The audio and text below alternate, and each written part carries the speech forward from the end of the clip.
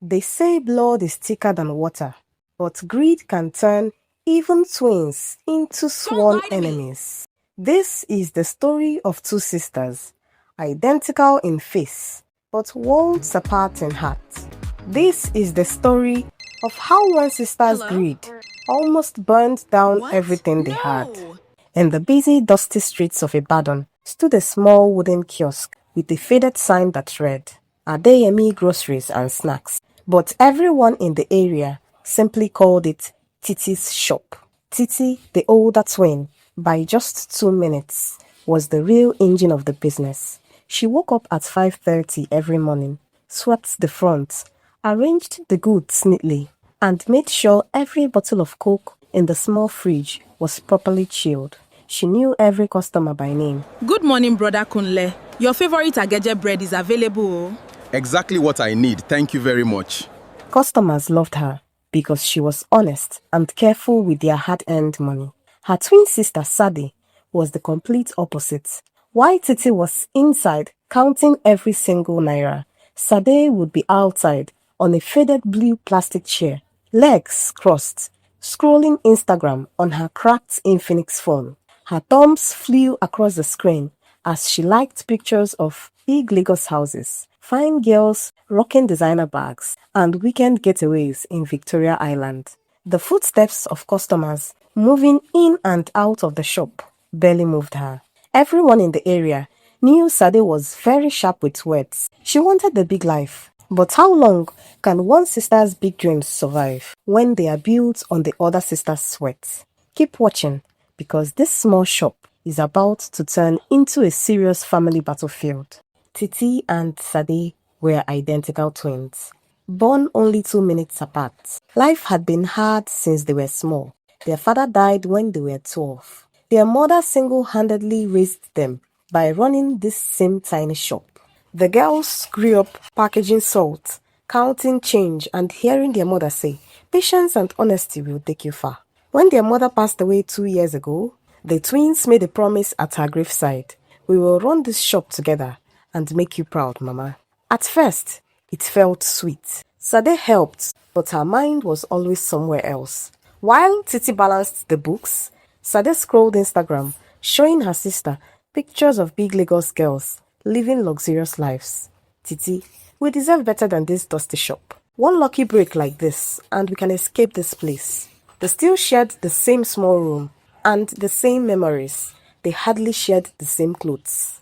Titi saw Sade as her bold, exciting other half. Sade relied on Titi to keep them safe. But deep down, the cracks were already forming.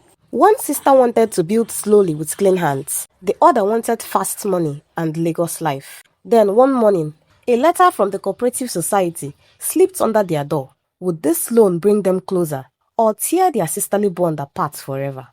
One hot Tuesday morning, a brown envelope was slipped under the shop door. Titi picked it up with shaking hands. It was from the cooperative society. They had finally approved the small business loan they applied for, 850,000 naira, enough to expand the kiosk, buy a bigger freezer, stock more goods, and maybe even paint a proper signboard. Titi's heart beat fast with joy. She could already see their little shop becoming a real mini-mart. "Sade, God has answered us." But Sade saw the money very differently. She smiled wide, her fresh red nails tapping on the counter. "Titi, why are we still thinking small? This money can do more than buy rice and groundnut oil. We can flip it and make real profit fast. Imagine us in Lagos, living the life." Titi frowned immediately. "This loan is for the shop, Sade. For both of us. No shortcuts, no fancy dreams. We use it wisely, or we lose everything." Sade just grinned mischievously, already calculating how she could bend the rules without her sister noticing. You already know trouble is coming. For the next few days, Sade started dropping small ideas like poison. "Titi, why not buy that cheaper rice from the man at Bodija Market? It's almost the same thing. Or maybe we can adjust 1 or 2 receipts small. Nobody will notice." Titi always shook her head. "No, Sade, we build this business with clean hands." But late at night, after Titi had counted money until her eyes were red and painful, Sade would come behind her and speak softly. You are killing yourself with work. Let me handle some things. Just trust me this once. You deserve to rest. Titi was tired. Very tired. For 1 weak second, she nodded. That single moment of doubt was all Sade needed. From that night, Sade slowly started taking more control of the money and the stock. Was Titi about to lose everything she had built so carefully? The answer will shock you. That same weekend, Sade took 180,000 naira from the loan money and disappeared to Lagos without telling Titi the real reason. She told her sister she was going to buy special stock that would bring more customers. But when she returned that Sunday evening, she wasn't carrying bags of rice or Maggi cubes. Instead, she came back with shiny shopping bags, new high heels, expensive lipstick, 2 bottles of perfume, and the new human hair wig that shone under the evening sun. She strutted past Titi like a big Lagos girl. Titi's stomach dropped when she checked the receipts and the cash box later that night. The numbers did not add up. Several bags of rice were missing. The money was short by over 120,000 naira. Sade, where is the money? The cooperatives will soon ask for accounts. Titi's voice was shaking with anger and fear. Sade laughed and tossed her new hair. Relax, my sister. You always think too small. Trust me, I will make us rich. But Titi felt cold fear in her chest. This was no longer a small mistake. Something dangerous had started. Would sisterly love survive this greed? The real trouble is just beginning. In the following weeks, things got worse. Stock kept disappearing. Unpaid bills started piling up on the small table. Sade began telling regular customers, buy on credit today, pay later, no problem. When they paid, she would pocket the cash herself and spend it on more clothes and makeup. Every time Titi tried to confront her, Sade would flash her bright smile and say, Titi, I got this, relax. But Titi's stomach was always in knots.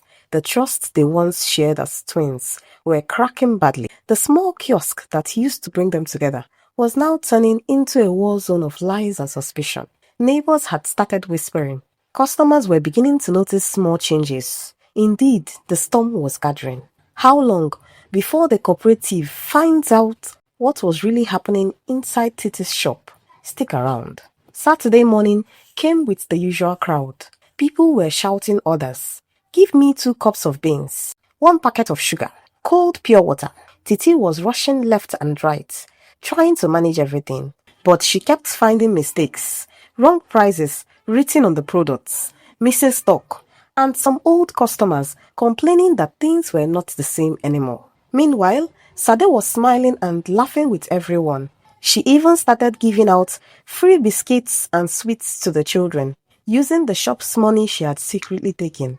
See, Titi, people love me more than they love your serious face, she said. Titi's heart was heavy. The shop was slowly bleeding money, and every smiling customer was helping Sade without knowing it. How long before one angry customer blows the lid open? You won't believe what happened next. That evening, Sade said she was going to buy more stock and slipped out again. But Titi had seen a small bundle of cash hidden under Sade's bed. This time, she quietly followed her sister. From a dark corner in a dusty street behind the market, Titi watched in shock as Sade handed over money to a shady-looking man. The man gave her a box in return. When Sade opened it briefly, the strong smell of perfume, not groceries, filled the air. Back at the shop, Sade smiled innocently. Titi, I bought something special. You will see the benefit tomorrow. Titi's heart sank. Her sister's lies were no longer small or careless. They were now bold and deliberate. What exactly was inside that box? And how much deeper was Sade ready to sink? The next morning, Madame Funke, their nosy but kind neighbor from the corner house, pulled Titi aside while pretending to buy Indomie. She spoke in a low voice, like she was sharing state secrets. Titi, my dear, I don't want to cause trouble, but people are talking. Someone saw your sister carrying plenty bags to a house across town and not bringing anything here. Be careful, my sister. Titi's hand started shaking. She tried to laugh it off, but fear gripped her stomach tight. The neighborhood whispers were getting louder. Could Titi stop her twin sister before this went too far, or was it already too late? That same evening, with the smell of fried plantain and evening suya floating in the air. Titi finally faced Sade inside the shop. Enough is enough, Sade. The loan is for the shop, not for your personal shopping in Lagos. I saw you delivering bags to another house. This madness has to stop today. Sade's eyes flashed with anger and defiance. Stop? Titi, I am trying to make us rich faster than your slow counting and careful plans. One day you will thank me. Titi's heart was pounding. This was pure greed, spreading like Hamatan fire. How do you fight your own blood when she believes she's untouchable? The tension was about to explode. 2 days later, Titi's phone rang. It was Mr. Adebayo from the cooperative. His voice was calm but serious. Titi, we have noticed some discrepancies in your loan account.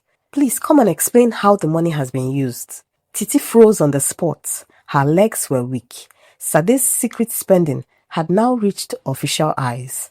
She was trapped.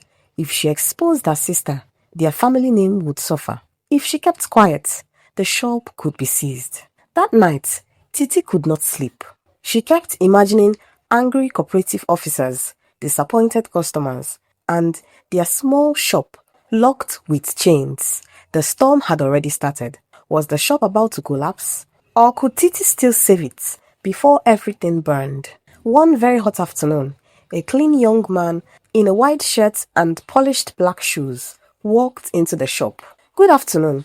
My name is Emeka from the cooperative. I am here to inspect the business and help you with proper record keeping. Scared to her bones, Titi welcomed him warmly, offering him cold water. Sade, on the other hand, rolled her eyes and muttered under her breath. Emeka's sharp eyes missed nothing. He saw the missing receipts, the strange gaps in stock, and the irregular pricing. He was too calm for Titi's liking. She just stood beside him, watching him closely. He handed Titi a small notebook. Record every single naira carefully, Titi. One small mistake can sink this business.